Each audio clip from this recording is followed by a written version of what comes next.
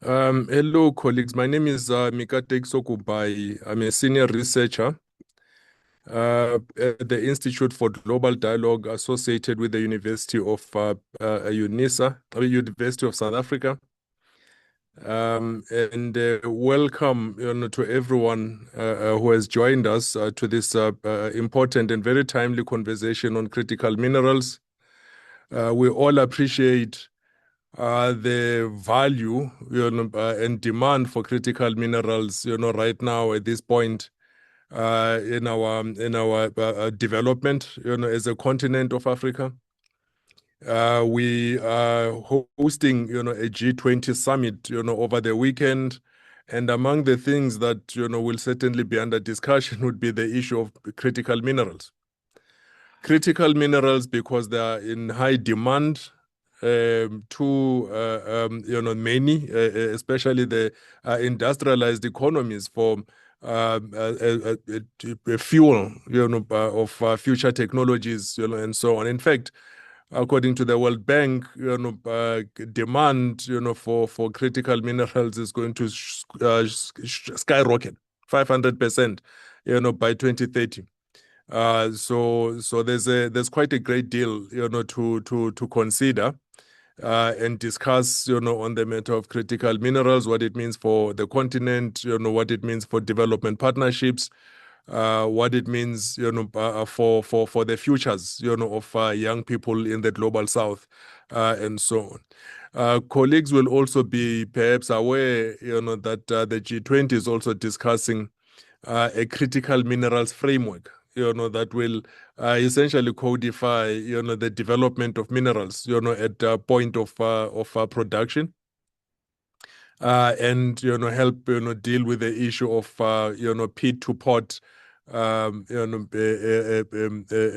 model that has not advanced Africa's interests over the past over millennia, in fact.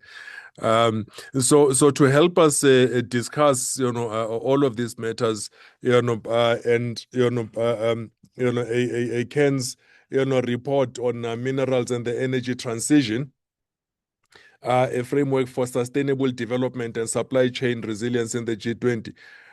We have with us a very capable panel of authors and researchers, experts, in this field, who will help us elucidate, a lot of the issues concerned.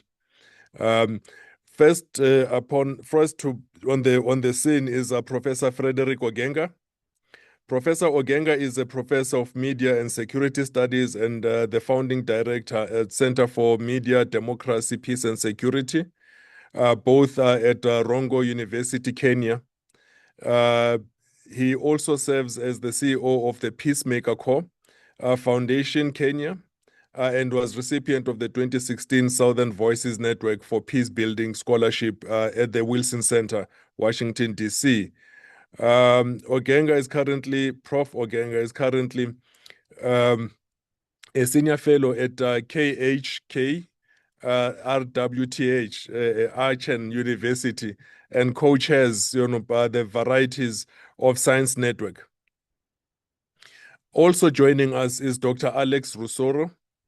Dr. Rusero is head of department at International Relations, head of Department International Relations, College of Social Sciences, Theology, Humanities, and Education at Africa University in Zimbabwe. He holds a PhD in International Relations and an impressive publication record and 15 years experience of teaching at university level. We also have our colleague Busisipho Siyobi. Miss Siyobi is a public policy researcher specializing in mineral resource governance and its intersection with climate change in Southern Africa. At Good Governance Africa, she leads the research strategy on extractive governance and climate response, coordinating work with civil society, industry, and international partners to promote sustainability, transparency, and accountability. We also have with us Professor Fidelis Allen. Professor Allen is currently director of the Center for Politics at University of Port Harcourt and honorary visiting fellow at the School of Criminology, Sociology and Social Policy at the University of Leicester, United Kingdom. He also teaches global affairs at Babes Bolyai University, Romania. And then we have Mr. Davie Malungisa. Advocate Malungisa is a senior advisor, natural resource governance and climate change at Southern Africa Resource Watch, and a qualified legal practitioner registered with the Legal Practice Council of South Africa. Dave has over 25 years of experience in senior leadership roles within the national and international organizations focused on sustainable development. He holds degrees in law, sociology, and management practice, including an LLM in environmental and energy law with distinction, from the University of Birmingham, UK. Now, this is how we're going to proceed, ladies and gentlemen, colleagues. We are going to allow for our panelists to give, firstly, Professor Fredrick Ogenga and Dr. Alex Rusero to give us an overview, set the scene for us, if you like, for the discussion. And then we'll allow colleagues to speak to, the three panels, of the report that has been produced. That will, essentially create solid ground for us to begin our panel discussion thereafter. We'll hand over now quickly to Professor Fredrick Ogenga and Dr. Rusero to lead us for about 5 minutes or so, in this setting the scene part of this program. Professor Ogenga, the floor is yours. Oh, thank you. Thank you so much. Due to time, I'll quickly just jump into how the scene looks like, the landscape of the scene. We have seen scholarly literature pointing out to the increasing importance of critical minerals. And of course, we know that these critical minerals are really supplied from Africa. And with that, we have seen questions being raised about the sustainability of the critical minerals value chain, as it were.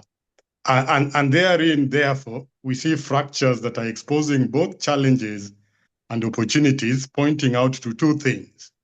One, the ideal need for governance or critical mineral governance or setting the rules. And number two, the aspect of natural resource management, which points out to the criticality of climate change interventions, and therein aspects of conflict. How those can potentially address conflict, and within these broad frameworks, then we argue for approaches that are supposed to be developmental in terms of risk sharing, investment into critical minerals industries, so that Africans can produce within that value chain and cease to be just merely suppliers of critical minerals. And this conversation is a serious one that points out to the polarity in the global political economy architecture of critical mineral governance. And this is really the thrust of the debate. To what extent are we going to allow knowledge systems that are supposed to redesign the global critical mineral architecture? And here is where we find old narratives of the potential of Africa becoming yet another familiar green colony. And therefore, our paper really seems to address those aspects that will bring African agency to the foreground of critical minerals resource supply chain, so that it's beneficial for Africa before it can be beneficial for others. Thank you very much. Thank you so much, Prof. Dr. Rusero, do you want to chip in as well on the scene setting? The floor is yours. Sure. Thank you very much, and greetings from Zimbabwe. Greetings from Manicaland, Mtare. That's where I am based, the eastern capital of Zimbabwe. Just taking over from where Prof. Fred left with regards to setting the scene, where he made reference to issues of approaches. We then located the whole discourse of critical minerals within the context of high demand and correlated this to the notions of global imperial designs, where in the decolonial framework, we argue that colonialism is not over, but it is all over. So if you look at the high demand of critical minerals vis-a-vis the proliferation of digital mass communication technologies, which have even been further be amplified by the arrival of artificial intelligence, we are witnessing a renewed attempt towards the second scramble for Africa. So we are gravitating from the narrative of resource curse, which Africa was associated with, to resource race, where everyone is scrambling on Africa. So if you look at all the aspects of the global conflicts that are taking place, as well as the competition of global powers on Africa, you look at the current US-China rivalry, you cannot evade the invisible fingerprints of the influence of both parties towards how best they can leverage the critical minerals in Africa. So at the backdrop or the footnote of our setting the scene was also calling for the rekindling of the discourses of coloniality and decoloniality, as they are a full expression to the not so innocence of the high demand of Africa's critical minerals. Thank you. Oh, wow. Thank you so much, colleagues, for setting this scene. And indeed, in scholarship, in the think tank community, the argument, for the beneficiation of minerals or the use of minerals for industrial development of the continent, has really taken, quite a significant amount of momentum. It has generated a lot of momentum. A lot of discussion, on this issue. It cannot be avoided anymore. The arguments, for it are, very solid, and it's up to all the mechanisms, concerned to play their part now. To realize, what all of us, are essentially saying about this important critical issue.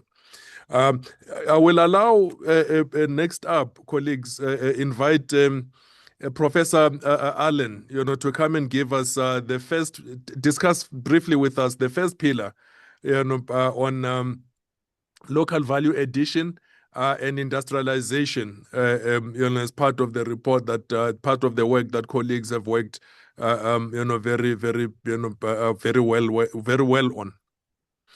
Professor Allen, if you are ready, the floor is yours. Please proceed.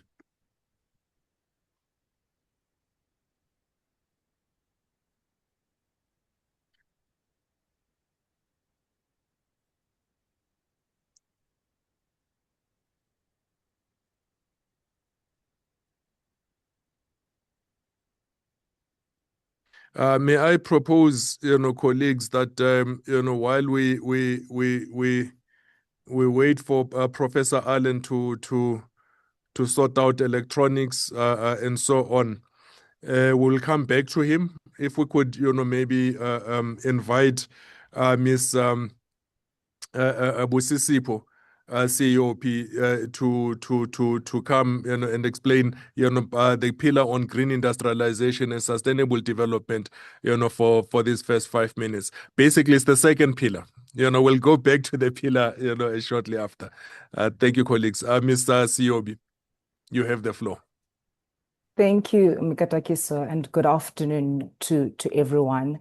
part of our paper was really to look at the green industrialization and sustainable development landscape within the continent and also the global south, particularly in the move to the just energy transition in enabling our critical minerals industries for development. So as a way of introduction, I think it's important to acknowledge and appreciate that the African Union has prioritized the critical minerals development and as such has been very deliberate in putting together the Africa's Green Minerals Strategy, which was published last year in December.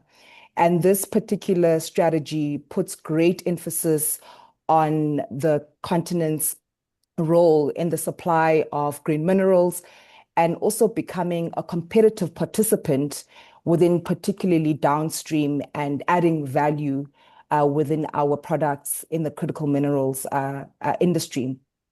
Also looking at manufacturing as well as regional value chains. It's important to also recognize that the strategy speaks to the vision where it sees an Africa that harnesses green mineral value chains and for equitable resource-based industrialization and electrification. And it was very important for us in this paper to footnote this important development on showing how deliberate our leaders on the continent have been in ensuring that they develop this particular strategy. More so, and what this paper also aims to do is to supplement the existing frameworks, particularly with the introduction and the establishment of the AGMS in developing mineral-based development with specific focus on the opportunities and risks for the continent arising from broader context on issues around climate change, transitioning to a low carbon future, as well as incorporating the digital economy. Further to this, it's important to highlight that this AGMS also is looking at development of the mineral value chains, which are key within our renewable energy sources and e-mobility development, particularly looking at electric vehicles, battery storage, battery value chains within the continent, and the involvement of the domestic as well as forward-looking linkages, particularly around manufacturing, infrastructure development, and agriculture. It's important with this backdrop to also recognize the importance of developing our value chains in developing our critical minerals and associated linkages, particularly in the green minerals resources for industrialization, and also offers us an opportunity to close the gaps of the energy deficits on the continent and also electrifying the continent as a whole. And then bringing it back to what we are trying to achieve with this paper in understanding the green industrialization and sustainable development is really to center it on human development, to ensure that environmental, social, as well as governance constraints that are facing the continent are prioritized, and ensuring that the current framework that is in place at a continental level as well as a domestic level is put forward. And looking closely at this, we have seen that the African Development Bank has also taken a very critical role in leading the technical coordination of the strategy and also in generating policy dialogues that speak to how we're going to go about financing, how we're going to go about investment and promotion of the green minerals value chains. This, of course, also includes the minerals processing technologies, as well as the battery and electric vehicles, for instance. With putting this paper together, we've again sought to see that in bringing about human development, in centering critical minerals, and also in the context of the just energy transition, understanding some of these environmental and social governance issues, which speaks to the free that is required from the communities that are where these operations are based. And the paper really calls for a just and sustainable green industrialization framework, which needs to be rooted in the protection and the fulfillment of human rights, as well as inclusive community engagement needs to be prioritized. So in the pursuit of the just energy transition, we've also picked up that it brings about a twofold challenge, and that is, how do we harness our mineral resources, and also in a way that avoids exploitation, that avoids environmental degradation that we've seen within our mining sectors across the continent, and ensure that those exclusions do not happen with this drive of critical minerals development. We've noted that it's important in establishing these ESG principles and performance in us developing our critical minerals industries for the just transition is to put in place mandatory disclosures that will ensure that these mining communities where these resources are exploited are aware of how the mining companies and corporations are benefiting and how they are able to benefit as well. Things like looking at curbing corruption and the illicit financial flows, be able to align within the extractives industries overall and how we can add value. One of the key things that we've sought to look at is the research and development as well as innovation leg of developing this industry in order for us to be able to ensure an industry that thrives, that is able to prioritize African people, that is able to benefit from our minerals. We need to center it on the importance of the research and development that's required, the skills that are required as well, and most importantly, establishing strong institutions that will be able to be premised on strong transparency and accountability mechanisms to push the industry forward, and most so to add value for our people in developing the industry forward. Thank you, Mikatekiso. I'm going to hold it there for now.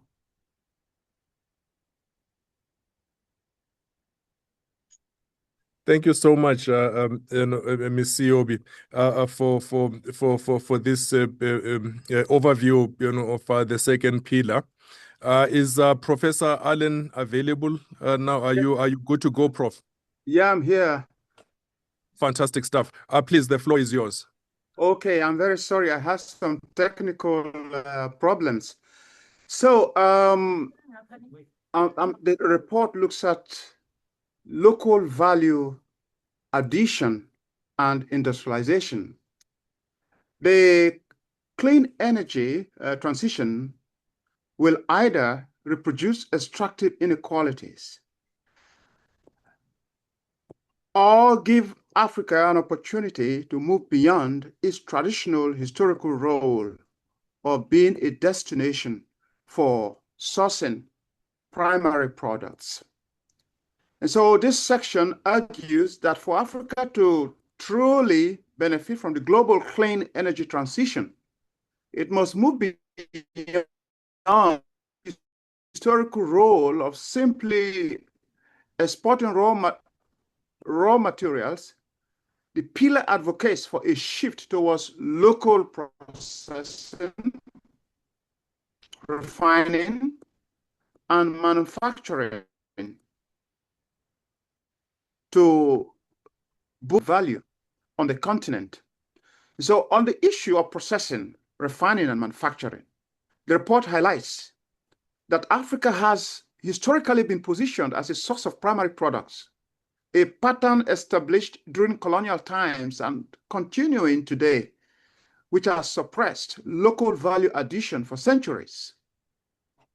Despite being rich in critical minerals, this wealth has often led to conflict and poverty rather than development, as seen in countries like Nigeria, DRC, and Sierra Leone. To reverse this trend, the report suggests that African leaders must implement policies focused on adding value to these minerals. This transformation requires significant investment in education and training to build skilled workforce, promotion of local manufacturing technology, and the creation of a favorable business environment with streamlined regulations and tax incentives to attract investment. Regarding supply chain resilience in G20 countries, G20 countries are advised to diversify their sources away from single regions and reduce over-reliance on international supply chains. This approach aligns with the increasing demand from the global north for minerals needed for technology and renewable energy. The report emphasizes that this dynamic creates an opportunity for resource-rich countries in the global south to move from being mere suppliers to active participants in the industrial process. Thank you very much.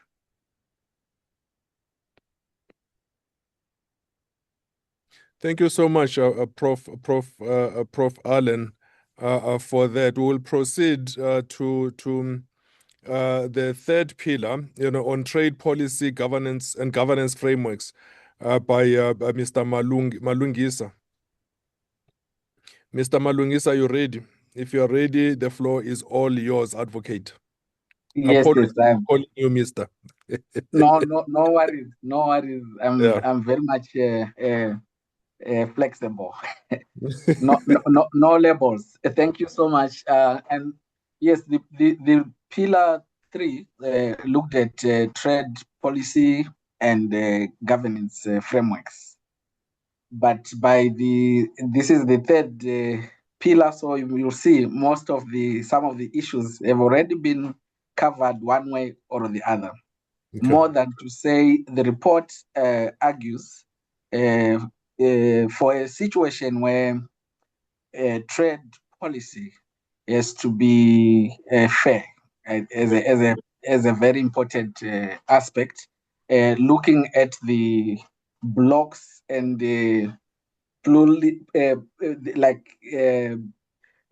if you are looking at the US, the way it has been acting, the way it has been putting barriers in the form of tariffs, for example, it means we are seeing a situation where there has been a reversal of gains that were made in the multilateral trade system, which was going to be a rule-based system. But right now, you see a lot of unilateral approaches, and some of those stated in the report have looked at instruments like export bans or escalation in terms of tariffs. And those measures have worked against some of what my colleagues have already said, that this opportunity of critical minerals, not only for demand driven by energy transition, but also other applications like AI and the military and defense equipment manufacturing, rare earth elements that are used for driven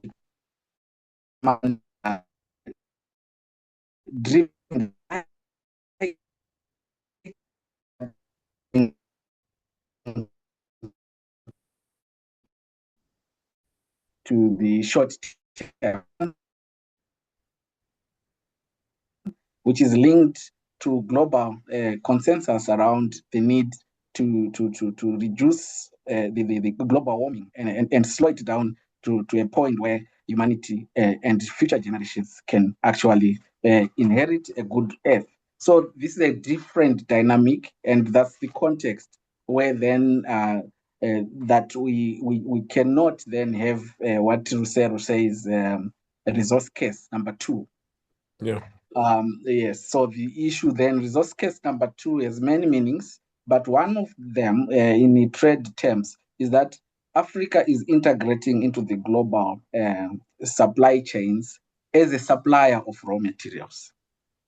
So that's the context then, that also the question then, that if you are looking at a colonial frameworks where the value chains and the corridors is pit to pot deliberately. And the question is then, is Africa risking being logged in as a perpetual supply of raw material?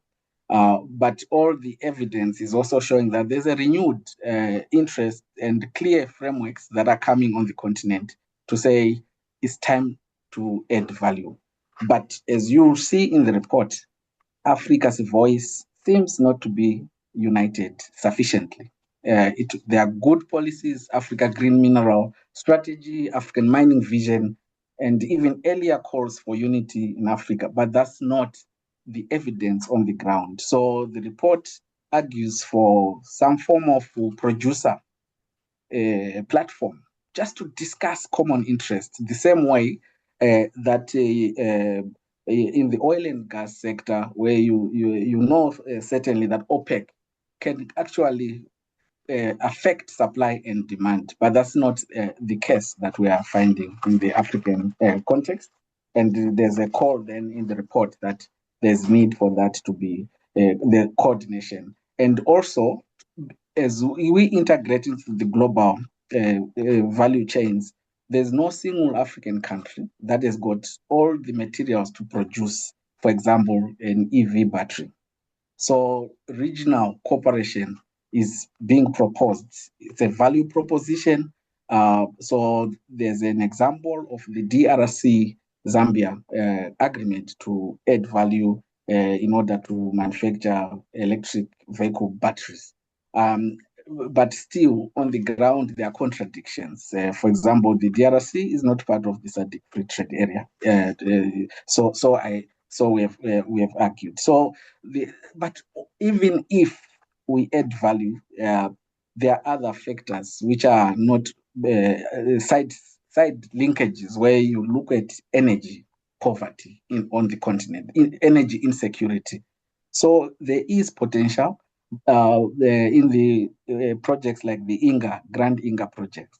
But without financing, without off-take agreements, maybe with the regional governments and the Southern Africa power pool to function properly, we are missing the use of hydro power to have green industrialization on the continent. But also we've seen sectors like chromium sector in South Africa, where even if you add value, but if you don't have competitiveness in your energy inputs, if your infrastructure is not, you don't have like we are rail to road to rail and all those logistics and logistical aspects, then it's going to slow this opportunity.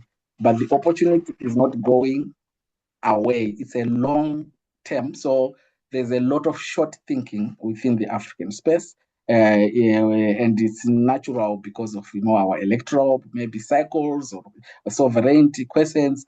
But the challenge is to say, can we use integration instruments like the African Free Continental Trade Area, and which has got plans around the value chains like the automotive sector value chains, create local demand, and then be able to also link industrialization in that sense with the critical minerals. Finally, already said, is our sustainability of this, is to say, if there's no sustainability integration into the process around ESGs, around, how do you treat your communities? How do you have not just industrialization through the minerals, but you have equitable industrialization? It's a question that you can also read from the paper, and the context is very clear. We have the geopolitics at play. G7 has got a critical minerals action plan.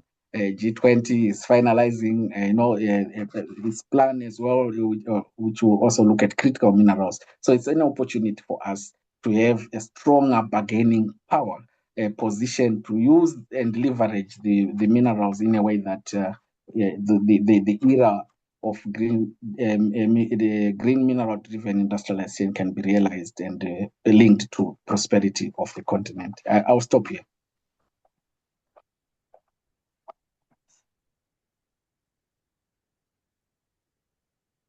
You are muted.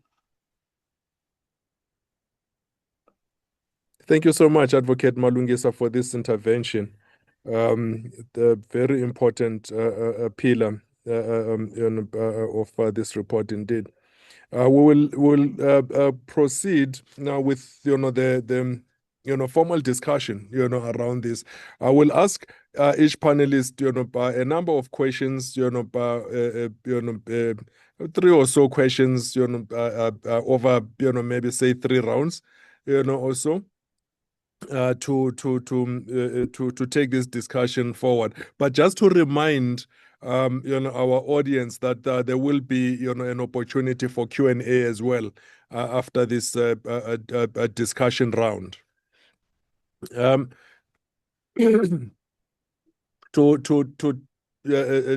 lead us on this, we'll go we'll return to Professor Allen once more.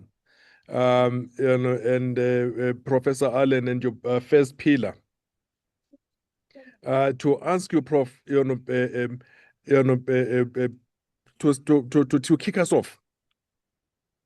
How can regulatory frameworks be restructured to incentivize, the adoption, of sustainable practices in domestic processing and manufacturing? And I also ask this, by the way, against the background, of a long history, of a reluctance to go the route, of regulation. There are some countries right now that are even boycotting this G20. Who are not fans, of regulation, at all. So please, advise us, Prof, on how we can approach this matter. Achieving local value addition and industrialization in context of global quest for critical minerals requires a lot of efforts at the national and sub-national fronts in terms of policy. But quickly, the global environment is crucial because we have an international economic system that is structured in a way that puts the global south at a very big disadvantage. The historical problems of the post-colonial state of many countries in the global south, in Africa, continuing to please external forces because of what the local elite stands to gain is a crucial problem. So structurally, the frameworks have to be radically constructed in ways that are clearly responsive to the needs of local processing, refining, and manufacturing. First, many countries in Africa are yet to implement existing policies that are intended to promote or enhance domestic processing and manufacturing of products. And so there's need for a radical shift away from this tradition of playing down on full implementation of relevant laws. Now, with 1.3 billion people in Africa, the African Free Trade Area provides a lot of incentive if African countries can fully implement the content of that framework. And so in terms of responding to African multilateral policies intended to promote development in Africa, national leaders, sub-national leaders must be very intentional.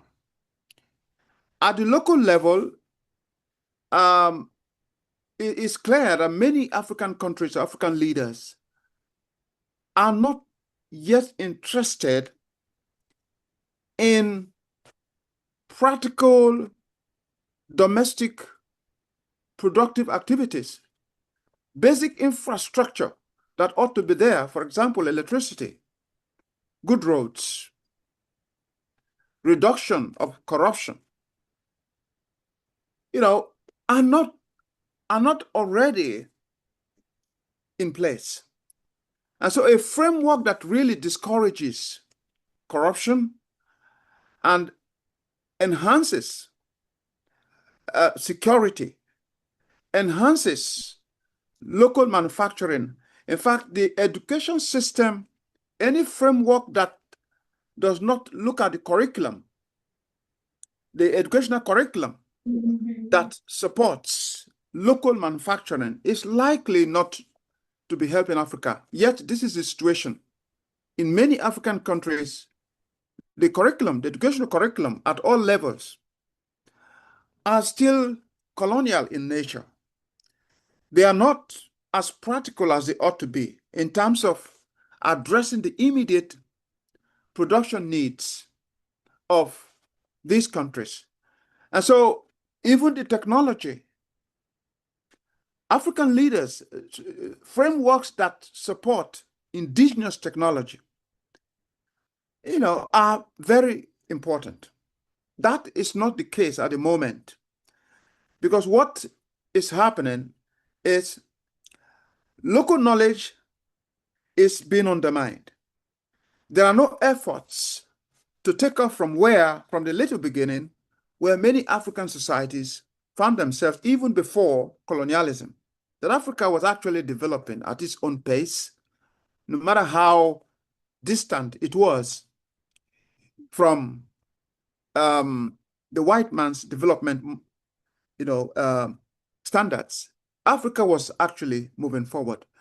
So that mentality is still operational in the post-colonial state, where everything African is undermined, is relegated. So a framework that supports, incentivizes local knowledge, local technology, can actually be very helpful. Now, we have seen in the past with other minerals, for example, the oil, the natural resource oil, fossil fuel. So much is being done by many African leaders, even the Nigerian state, to undermine the local technology responsible for the manufacturing of what they call Ugba in the local language here, which means that it is not the right product. But there's some sense in trying to understand or research into what is responsible for the production of fuel, oil, at that raw state. We need to be able to relate to critical minerals from the perspective of using local technology to see what is possible in terms of transforming these minerals into finished products that serves the interests of the local economy and that are exportable to other parts of the world. So any framework that relegates local knowledge, as it is right now, is likely not to be in the interest of Africa. Thank you.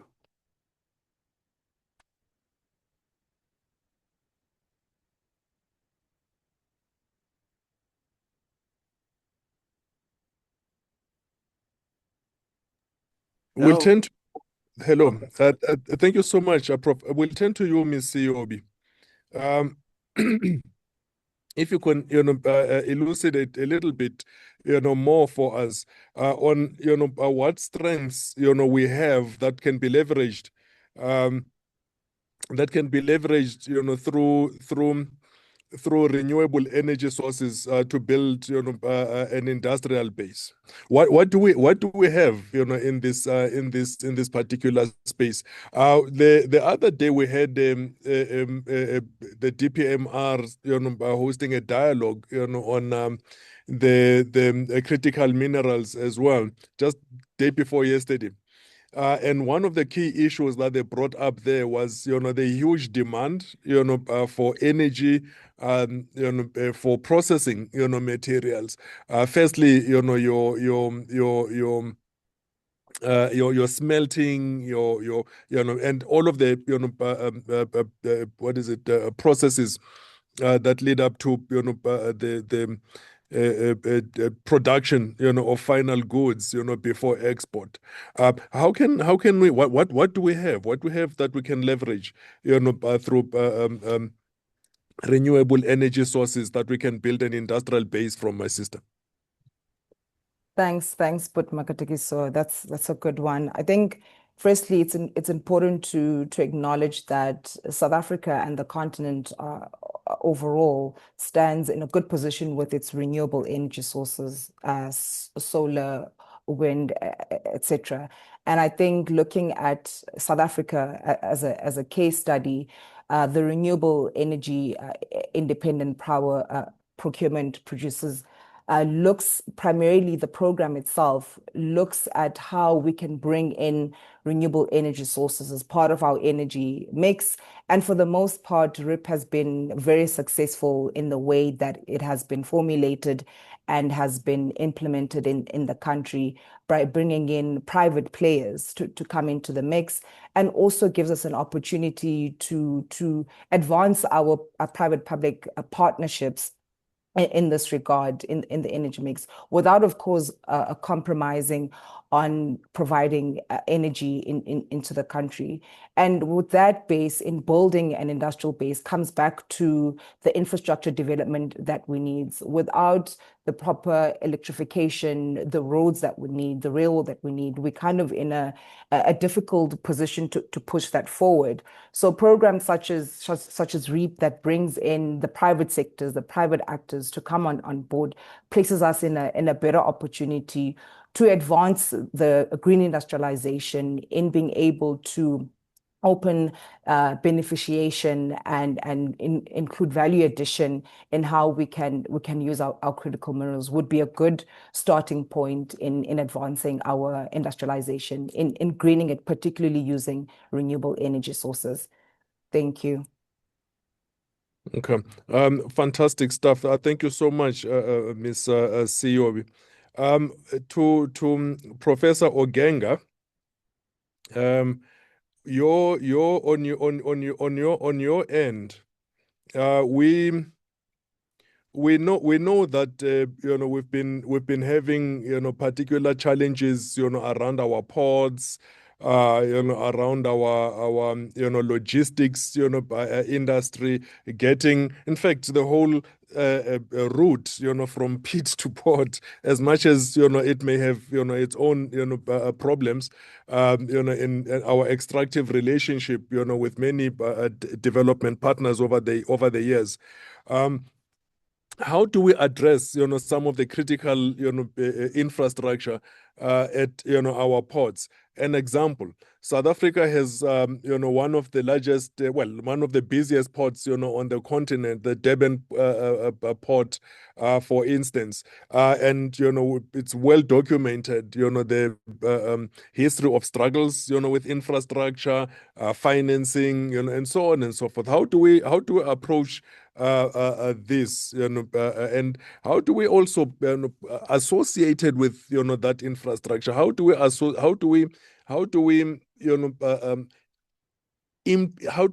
put to bring effect, right, the issue of export restrictions, for instance, export restrictions, in the similar way, or maybe a better way, than what Indonesia has been able to do. That literally saw their GDP skyrocket in a very short space of time, seeing their development kick off much faster. How do we handle these two issues?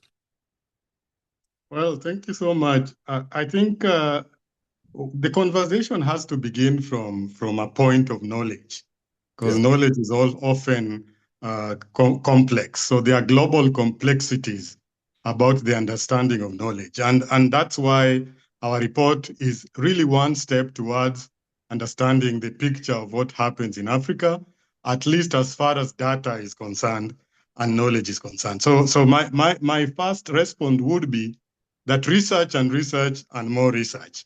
Yeah. We need to research and find out what is the situation in the global critical mineral supply chain vis-a-vis the positionality of Africa. And that understanding doesn't need to be the one that pities one position over the other, the West versus the North, or the East, or Africa versus these other civilizations, but it's a consensus that can be brought about through thinking beyond the decolonial, which means that thinking global epistemic cosmopolitanism in a manner that would allow others also to open up to the ideas of supporting Africa, at least in terms of technological transfer, in terms of training and capacity building. And this doesn't have to happen on a state-to-state level. This can happen through PPP. I have seen countries like Kenya diving into the ideas of PPP in their public investments on issues like ports, airports, issues like education and public housing. And it's a model that really works, And so for me, I think that is one very interesting way of looking at it.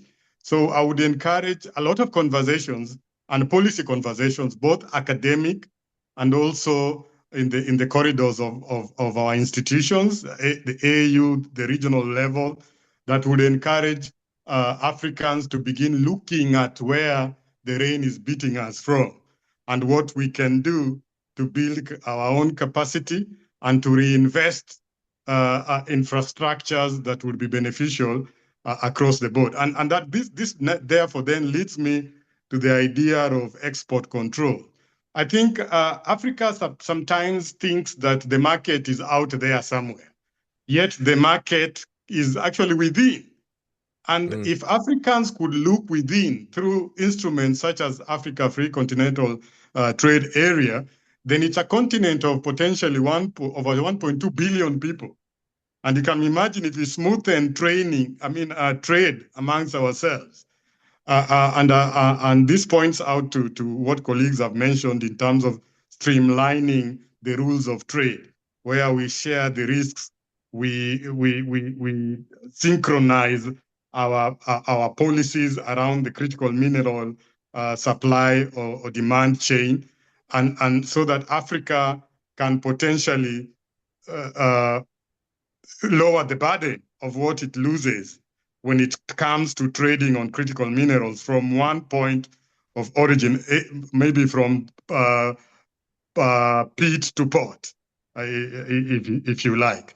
And so for me, I think all these conversations are possible if we also open up to accepting that others are also more advanced than us in terms of technology, in terms of maybe the governance structures. So how do we navigate and negotiate in a manner that will be also acceptable in the eyes of others, so that we sit together in the table and look at a global critical mineral architecture that, first of all, will accept Africa to be an equal partner, to sit on the table and become one of the voices that are instrumental in writing down the rules of engagement. Thank you very much. Thank you so much, Prof.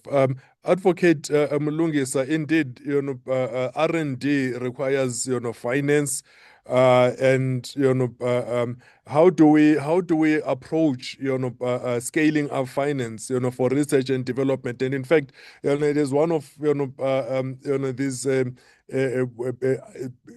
major pillars, major issues, on development on the continent. This need to invest in R&D. If we're going to industrialize, we're going to need to produce. So if we're going to produce locally, we need, to invest significantly in R&D and scale up, our knowledge, production, in that process, as well. How do we approach, the issue of financing, for R&D on the continent and in the global south, actually, broadly, Prof? And how does policy, assist us, to get there, if at all? Advocate, are you still there? You confused me when you said Prof. Yeah, so so it's an aspiration, yeah. Yes. I think it's we are very much underinvested, and it's knowledge. So we really need to invest in knowledge, and that knowledge. I know there's a lot of conversations that that knowledge must not only be in your centers of excellence. For example, the DRC Zambia agreement, they are rooted in universities, and they've got a battery center of excellence. And so the question is, yes, that's fine, and there's need to have financing for that, but also throughout the whole knowledge production system, just to look at the investments that are done within our curriculum from even primary level, to just say what kind of orientation is taking place. I think that's where we've really had quite a lot around the STEM education, but there's an argument that all disciplines are important so that we've got an interdisciplinary approach. So the key element then is to say finance is a big issue, especially when you talk of within our African jurisdictions.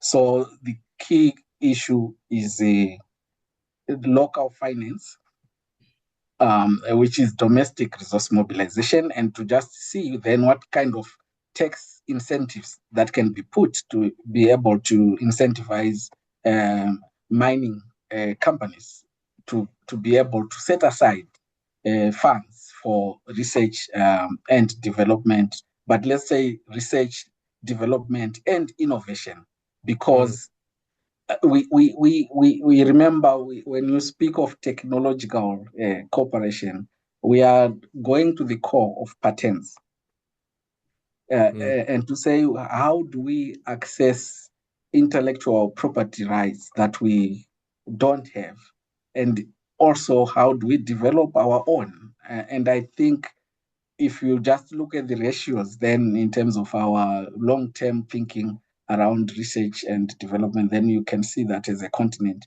we really need to have those tax reforms that can allow for domestic resource mobilization.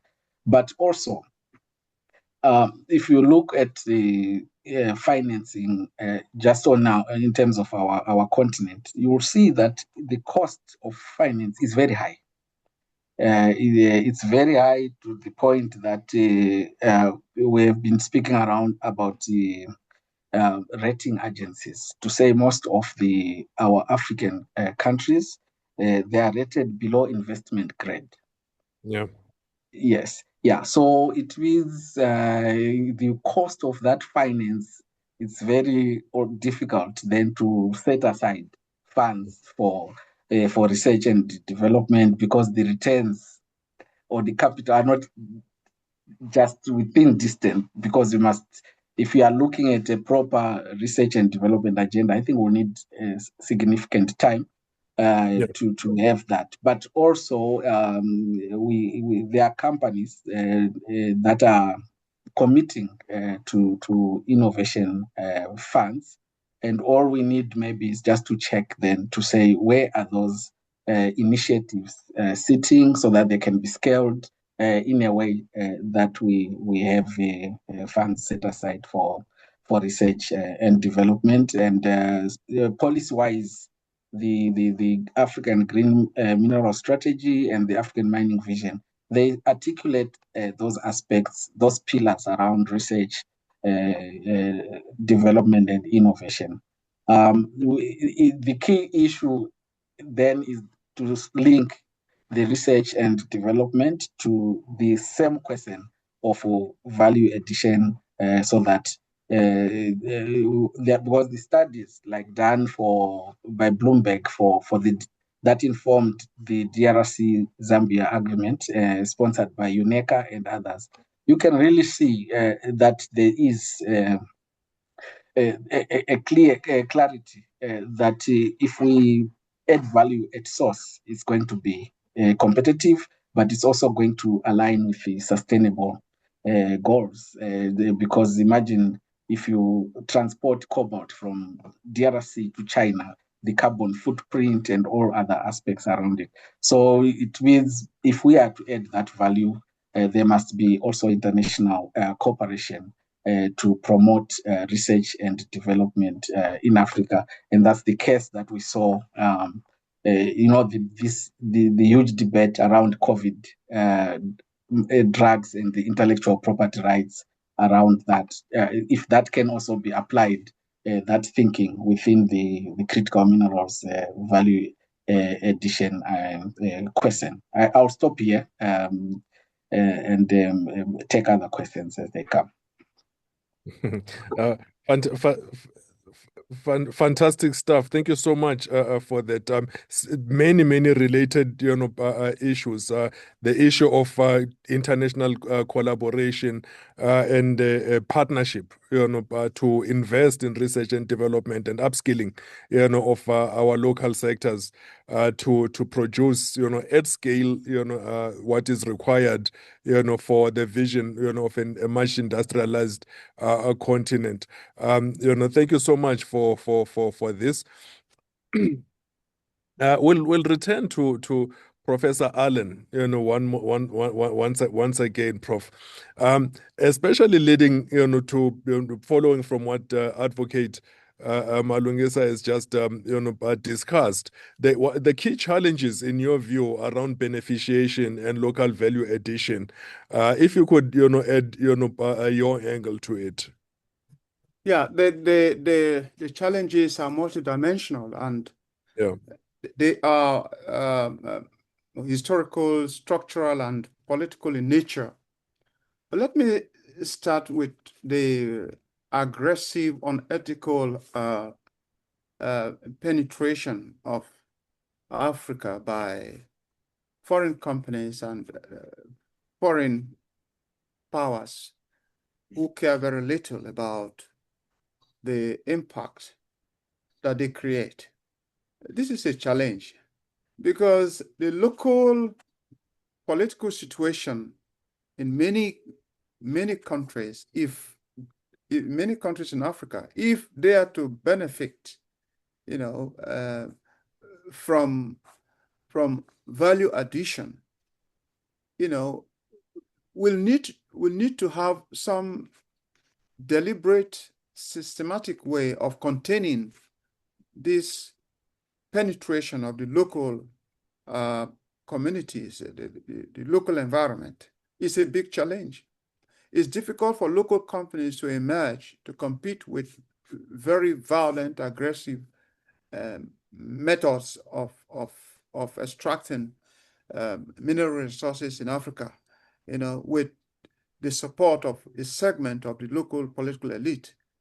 So this is a big challenge, and it has to be addressed, and it's happening, in many resource-endowed communities in Africa. How do we address this? I think we need a local political environment that is determined, to contain this extractive aggression, on Africa. Two, there is this, historical suppression of Africa, which has been going on for over 500 years, where Africa has been made to look like a continent without an option when it comes to supplying raw materials. In the post-colonial state, this has not changed much. And so who is going to drive this change?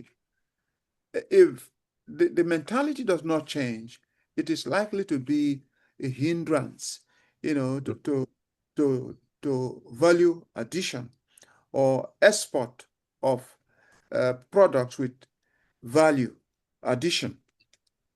And the other point has to do with the mentality that trading with former colonial rulers is more rewarding. And so the volume of trade in Africa is still very low. It's easier to place a call to the UK than to place a call to Ghana from Nigeria. It's easier to place a call to the US than to place a call to Gambia. So this has to change, and this does not in any way encourage economic relationships, in context of industrialization, So this has to change. There has to be more investment in the communication sector from within. There has to be a Pan-Africanist approach, to investment, where you find Africans preferring to invest in Africa, in the sectors that are supportive of the processing and manufacturing sectors. This is something that has to change. And then you look at the challenge of tariff escalation. Developed countries apply higher tariffs on processed goods, than on raw materials. So, but this is a problem that has to be addressed, because the practice of tariff escalation creates structural barrier and discourages developing countries from exporting value-added products. So we have to move up, the value chain by addressing this problem. And then, which means there has to be some high level of economic diplomacy around the risk of tariff escalation coming from the developed countries. And then the issue of protectionist trade policies, when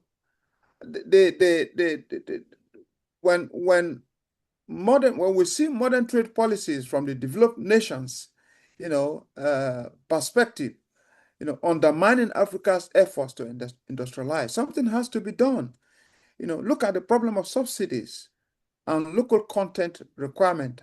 I mean, even when we look at the U.S. Inflation Reduction Act, which is often cited, So this is a challenge that also requires some level of high-level economic diplomacy and engagement, lack of investment and capital, the local environment, though there's a lot of corruption, but the accumulation of wealth through corruption does not in any way translate into resource availability for investment, because most African leaders that are involved in corruption do not ultimately put those stolen money in Africa. You see, they buy big houses overseas and do all kinds of things abroad. So there is a process of disempowering a continent that needs to be empowered with local capital and investment resources. So there is the problem of insufficient capital. So we need also to look at, the question of cooperation around this, because countries can really cooperate. So then export restrictions and market volatility, this is also a problem, because some countries are unilaterally, anyway, both producer countries and consumer countries take decisions that create instability and hinder economic planning. So these are real issues. Let me quickly talk about the problem of conflict, because we've actually seen how the mineral sector has been very vulnerable to conflict. So many of those that benefit from such conflict, want the conflict to continue. And so there's a tendency, there are many tendencies anyway, that the transition to renewable energy with the madness for mineral resources, the craze for mineral resources continuing to happen, the likelihood that conflict will multiply, the likelihood that Africa will see more conflict is there. But what plans, do African countries have to address these likely conflicts? So at the African Union and other regional bodies, there's need for a coordinated approach. There's need for national governments, the multilateral setting, at the regional level and Africa level, to think more clearly about how to contain the likelihood of conflict. Thank you. Thank you so much, Prof. Allen. Can I just add something to what Professor Allen has talked about in the context of conflict? I would very quickly, so we can go to Q&As. Yeah, let me add it quickly in the context of what I would call the crisis of neoliberal peace. This is where Africa has the competitive advantage, where we have seen big players, big power actors forging bilateral agreements with Africa in exchange for security. We've seen this in the DRC, minerals for security. We have seen this in ASEAN region between Cambodia, where the US midwifed a peace deal in the context of security trade cooperation. And so the idea that peace is in a crisis and peace is being dangled out there as something that is ultimately supposed. And on the sideline, people are forging deals to secure minerals that will be at their own disposal when it comes to conflict, is where Africa can reposition its strategy and strike bilateral deals that are potentially beneficial to the ideas that we are talking about here. How to really reinvest back into the continent in a meaningful and a beneficial way. We've seen that happening in the Sahel, where the French have been actually expelled from the region to the alliance of Sahel states. And these are new developments. These are really interesting developments that are supposed to really imagine the future of peace in the world in the context of the meaningful position of Africa as a supplier of critical minerals. Thank you so much, Prof. Much appreciated for that intervention. Colleagues, we have another 15 minutes to go in our conversation, and we'd like to open up the floor for questions and answers. Get a bit more interactive with our audience. Expand the conversation a little bit. We've got two hands. We've got the first one was Lupwana Kandala, followed by Hassan Lohad. We also have a comment, as well, which I will read out after the two have asked their questions. Lupwana.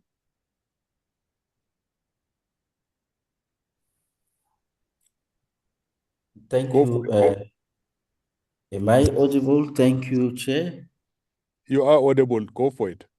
Thank you very much.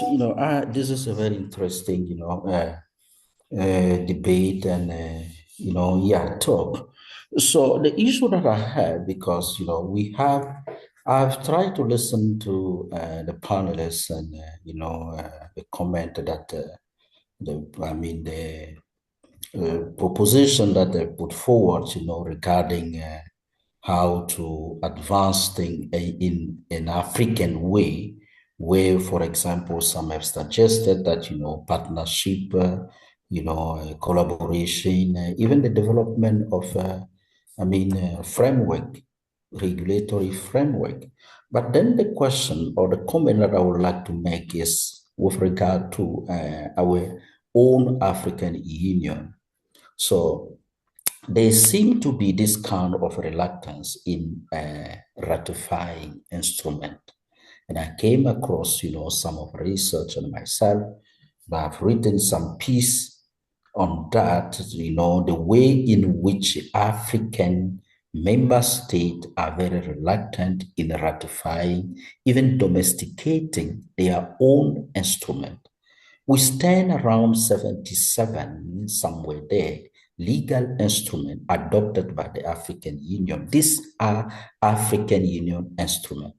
And out of that 77, honestly, apart from or except, some, those who are not really required to be ratified, like guideline and all that.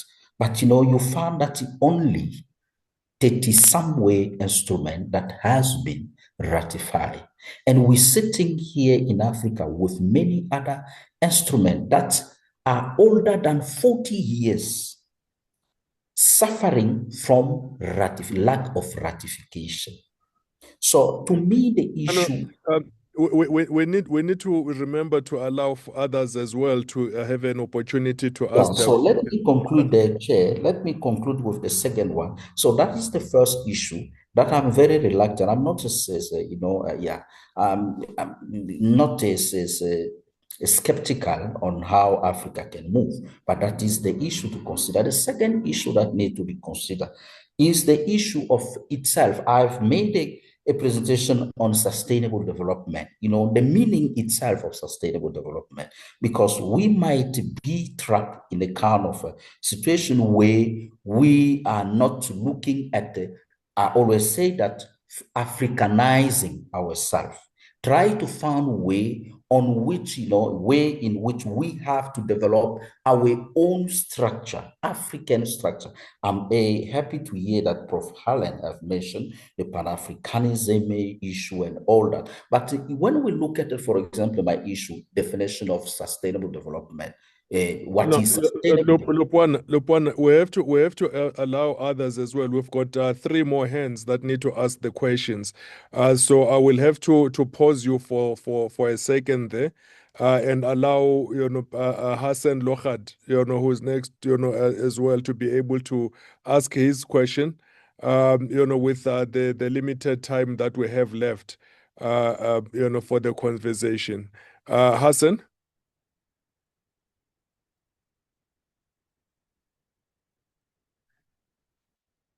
Hassan Lohad. Unmute. Go for it. Can you hear me now? We can hear you, yes. Yeah. I work in the field of mine waste and extractivism. So it's a civil society tailings working group. I'd like to make basically 2 points. In this whole discussion, the rush of 500% growth by 2030, no one talks about how the waste will be managed, with what level of inclusivity, because the impacts are severe. We know from Brumadinho, Jagersfontein, and more recently in the cyanometals leach in Zambia, where the fish, livestock, farmlands, and the food security for communities was destroyed. So really, and I think Professor Ellen raises the issue of the violence of extractivism. So I think when we are pushed into rushing for critical minerals, we are essentially reinforcing the colonial paradigm, and it's not going to help us. We have to work on our own pace. But I want to stop because there are others as well. Thank you so much, Hassan. Mupin. I don't know whether that's a name or, MUP International, maybe. Go for it. Good afternoon, and thank you for having me. and thank you for the beautiful presentations that we've had. My question is just probably very simple and very straight to the point. That's, do you think as Africans we will be able to talk about the products after the raw materials in the near future if we are not going to be radical about how these minerals are going to be sold? What am I saying? My question, let me rephrase, is, do you think without being radical, as has been evidenced by those that have managed to start value adding their minerals, we will be able to achieve what we think we want to achieve in terms of beneficiation? Because what we're trying to avoid is from the pit to the pot. And my question is, do we think that without being radical as Indonesia did, which was a total ban, do you think we will be able to achieve value addition and beneficiation in our mineral ores? Thank you. That's an important question. Thank you so much, MUP International. Heinrich, your hand is up as well. Heinrich Biener. You can go ahead and unmute yourself and ask your question. It looks like we've lost Heinrich. Then we'll go back to our panel colleagues. If you can respond to maybe even before you respond to that, there was one more comment from Hank Smith, who says, I cannot see anywhere in any of these G20 main reports and these shadow reports, any evidence of an attainable just transition. We need transformation of power and legal relations. A transformation of standards. Indonesian development is coming at great community and environmental costs. Current PPP projects do not show the beginning of a transformation or even just transition. What are you talking about? That's his question. Well, actually, I would like to jump in. Those are interesting questions, And remember, this conversation is to stimulate more conversations. Yeah. And I'm happy those conversations are emerging. One of those conversations regarding a radical shift on how critical minerals are perceived in Africa is actually essential. I agree. Otherwise, we won't really be able to do anything. It will be the same power modalities sustained. And we don't need to look far. The model has been set. It is there in West Africa. Look at countries like Burkina Faso and look at what they are doing with their minerals so far. Look at how they're inviting new investors, whether it's in oil and gas and in mining. Look at how they chased the French from that ecosystem. So can we also look west as Africans and look at what our brothers are doing there? And I'm not advocating for military regimes takeover, which is a topic for another day and another day's discussion. But as far as how they are really managing to navigate the question of mineral sovereignty, as they see minerals as potentially a future currency that can be used to also geopolitically maneuver as far as the sleeping giant, which is Africa, is concerned. Okay, so let me also say the question on waste management is very crucial. During colonialism, this was the attitude. There were no plans, for the management of the waste, from extraction of natural resources. And even in the post-colonial state, in Nigeria, for example, there were no environmental policies in the specific area of extraction of oil for a long time until the late 80s. So now we're talking about this transition to renewable energy. The industry has its own problems. So the question of waste management, why are we not addressing the problem of management of waste, because it will happen, so it's already happening. So this is an area we need to be able to address. Otherwise, we face the same challenges that we have faced with other minerals, such as fossil fuels. And then the issue of conflict, there is need for the strengthening of environmental peace building, because this is also a problem that we take for granted, and even our leaders don't take very seriously. So there has to be structures for conflict management, especially as it has to do with alternative dispute resolution. So we're looking at alternative environmental dispute resolution, something that we need to think more clearly, at the local, national, subnational, and international level. Thank you so much, Professor Allen. We've got 3 minutes, left. Maybe I'll give Ms. Siyobi, an opportunity for final remarks as well, and then maybe also 1 minute, for Advocate Malungisa for closing remarks before we then wrap it up. Ms. Siyobi. Thank you, Mikatekiso. Just to close off, what the report aims to achieve is to have a critical minerals development and industries in supporting sustainable development that is human-centered, that thinks about environmental, social, and governance issues. Going back to the question around waste management, it speaks to ensuring that people are at the center of it in how they're benefiting from it and how they are able to beneficiate and add value addition to the development of critical minerals, and more so, importantly, to work collaboratively with African governments in building better regional integration and cooperation. Thank you.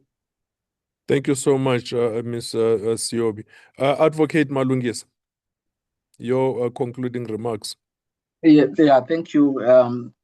The key issue is governance, and we really need leadership to step up, and that's political leadership and public, any public leader. They need to step up. We don't see that, and it's the missing piece. African Union is almost fully funded in its programs by donors. It can be China building its head office, or European Union funding its processes. So there's really need for African governments to put their skin in the game and finance the operations and effectiveness of our African institutions. The African Mineral Development Center, I'm responding to someone who spoke about ratification, reluctance. It's just still a paper institution. Only 5 or so countries have ratified that for it to be fully operationalized with a proper status. Yet it is the one that is hosting the Africa Mineral Mining Vision and the Green Mineral Strategy. So it doesn't have, we don't have instruments and tools, and our planning cannot match China or other jurisdictions where we are talking of geopolitics. So really, we have a challenge, and we really need leadership to step up. And it's all about movement into governance, which is not just about government. It's also about people, respect for human rights, and other instruments that allows for us to function as an integrated continent. I'll stop here. Thank you so much, Advocate, and thank you so much to the panelists and the audience for their questions, as well. This has been, a very important and engaging discussion on, the important issue of critical minerals. A report, is out there that you can get at cans.co.za. So it's canes.co.za. Please, access this report, give your feedback, talk about this report, engage, in the arguments. Apologies about that technical difficulty. I will close off here on behalf of the Keynes team and the authors to firstly thank you for joining in our panel discussion today. Appreciate you making the time. And as Mikatekiso was saying, the expert report is available on our Keynes website. So that's canes.co.za for your attention, for your feedback. Also, please get in touch with us and share your thoughts and opinions on that paper. I'd also like to thank the authors as well for contributing their expertise, their insights on this paper. Thank you very much. And with that, I'm wishing everyone a great afternoon. Thank you.